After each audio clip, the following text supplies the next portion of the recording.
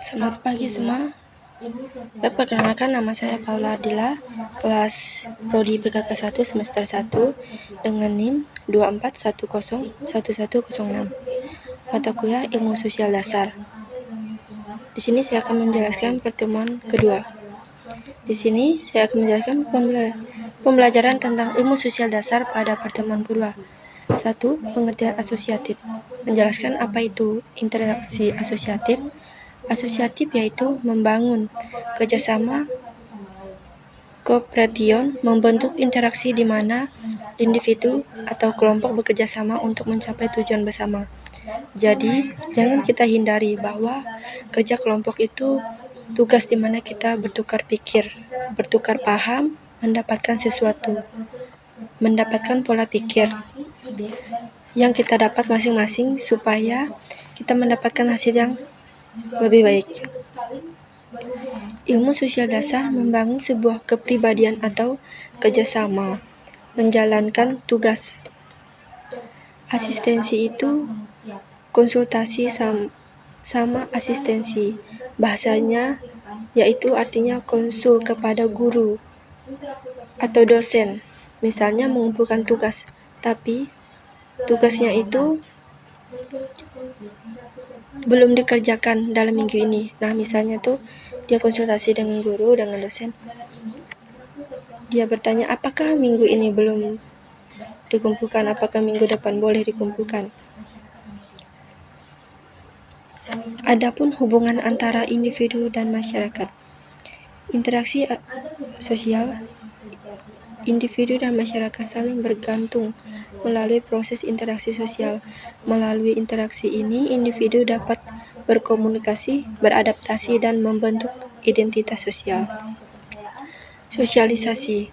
Masyarakat berperan dalam proses sosialisasi, yaitu proses di mana individu belajar dan menginternalisasi norma agama, nilai, dan budaya masyarakat. Sosialisasi membantu individu memahami perannya dalam masyarakat dan bertindak sesuai dengan harapan sosial. Pengaruh masyarakat terhadap individu. Masyarakat membentuk perilaku, sikap, dan nilai-nilai individu. Peran sosial. Setiap individu dalam masyarakat memiliki peran sosial tertentu yang diharapkan oleh masyarakat. Pengaruh individu terhadap masyarakat. Sebaliknya, individu juga berperan dalam membentuk dan mengubah masyarakat melalui inovasi, kemampuan, atau antargerakan sosial. Individu dapat mempengaruhi perubahan sosial, budaya, dan nilai-nilai dalam masyarakat. Di sini juga ada konflik tentang ilmu sosial dasar. Konflik antara individu dan masyarakat. Terkadang terjadi konflik antara kepentingan individu dan kepentingan masyarakat. Individu mungkin merasa terbatas oleh norma-norma masyarakat yang dianggap menghambat kebebasan pribadi.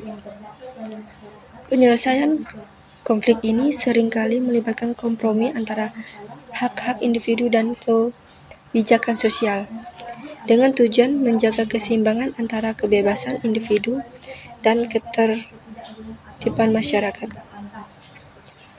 Di sini juga ada contoh konflik individu dan masyarakat dalam kehidupan sehari-hari antara lain. Yang pertama, perselisihan antara rekan kerja. Yang kedua, pertentangan dalam hubungan keluarga. Ketiga, ketidaksetujuan dalam teman dekat. Keempat, perbedaan pendapat dalam kelompok belajar. Yang kelima, ketidaksepakatan dalam pasangan. 6. Perselisihan dalam proyek kewirausahaan. 7. Masalah dalam pengolahan tugas rumah tangga. 8. Perselisihan pendapat antar saudara tentang siapa yang harus mencuci piring. Dan keluarga beradu agama tentang pembagian hak waris atau warisan. Perkembangan individu dalam masyarakat. Dalam perkembangannya, individu dipengaruhi oleh berbagai agen sosial seperti keluarga, sekolah teman sebaya, dan media sosial. Sebagian besar berperan dalam membentuk karakter, pandangan hidup, dan berperilaku individu. Perkembangan individu juga dipengaruhi oleh perubahan sosial dan masyarakat, seperti perubahan teknologi, ekonomi, dan budaya yang mengharuskan individu untuk terus hidup dan beradaptasi. Contoh perkembangan individu dalam masyarakat kaitannya dengan kehidupan sehari-hari sebagai berikut. Yang pertama, perkembangan pada anak-anak.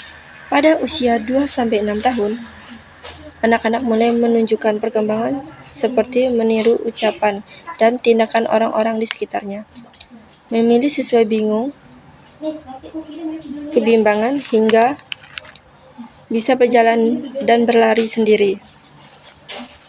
Perkembangan pada remaja. Pada usia 12 atau 13 tahun, remaja mulai mengalami pubertas dan perkembangan organ-organ reproduksi. Mereka juga mulai mandiri dan mencari jati dirinya sendiri. Perkembangan pada orang dewasa. Pada masa dewasa, pola pikir dan fisik seorang sudah semakin berkembang, seperti dapat membedakan benar dan salah. Perkembangan pada seorang dewasa akhir. Pada setiap dewasa akhir yang dimulai sejak usia 60 hingga rata-rata 80 tahun, lansia seringkali mencari cara untuk tetap aktif dan terlibat dalam kegiatan sosial. Hubungan antara individu dan masyarakat adalah hubungan yang dinamis dan saling mengaruhi titik dipisahkan karena individu membutuhkan masyarakat untuk berkembang, sementara masyarakat memerlukan individu untuk hidup dan berkembang. Baik, dalam ilmu sosial dasar, hubungan antara individu dan masyarakat bersifat timbal balik dan saling bergantung dan membentuk satu sama lain melalui berbagai interaksi sosial, norma, nilai, dan peran sosial. Hubungan antara individu dan masyarakat dapat dilihat dari interaksi sosial yang terjadi dalam kehidupan sehari-hari.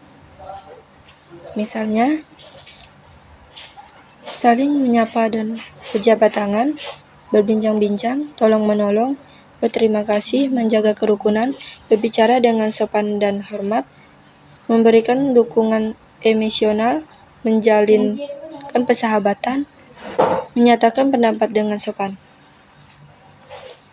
dan bergotong royong. Interaksi sosial. Interaksi sosial dibagi menjadi dua, yaitu definisi dan fungsi. Definisi atau interaksi sosial adalah proses di mana individu berkomunikasi dan berhubungan dengan individu lain dalam masyarakat. Fungsi. Melalui interaksi sosial, individu berbagai informasi, membentuk hubungan dan bekerja sama untuk mencapai tujuan bersama. Fakta dari keseluruhan individu dan masyarakat. Faktor-faktor yang berkaitan dengan individu dan masyarakat meliputi faktor individu meliputi umur, kesehatan, watak, harapan, pendidikan, penampilan, kecakapan, dan keahlian. Faktor individu dapat mempengaruhi terjadinya mobilitas sosial seperti perbedaan kemampuan, orientasi sikap, dan kemajuan.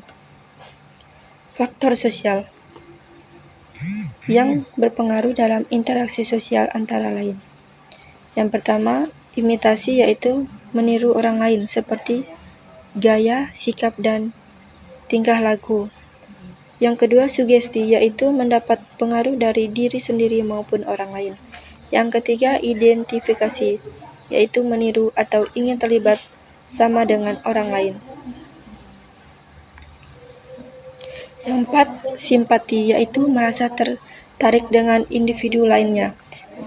Yang kelima, empati, yaitu mampu merasakan perasaan orang lain.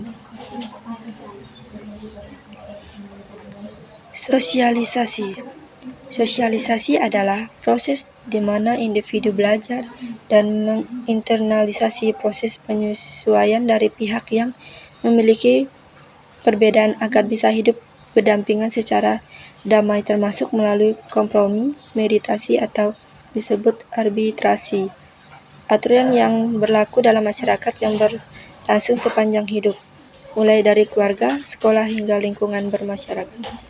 Melalui peran sosialisasi, individu menjadi anggota masyarakat yang berfungsi dengan baik dan mulai belajar bagaimana berperilaku sesuai dengan harapan sosial, budaya, dan bagaimana berperan dalam konteks sosial.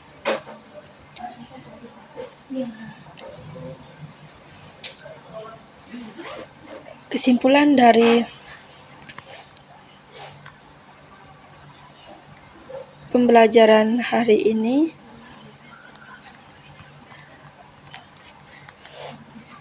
yaitu hubungan antara individu dan masyarakat adalah hubungan yang kompleks dan dinamis. Individu membutuhkan masyarakat untuk berkembang dan berfungsi, sementara masyarakat membutuhkan kontribusi individu untuk mempengaruhi dan keseimbangan antara kepentingan individu dan kepentingan kolektif sangat penting untuk menjaga harmoni sosial. Sekian pembahasan pertemuan kedua pada hari ini. Saya ucapkan terima kasih. Tuhan Yesus memberkati.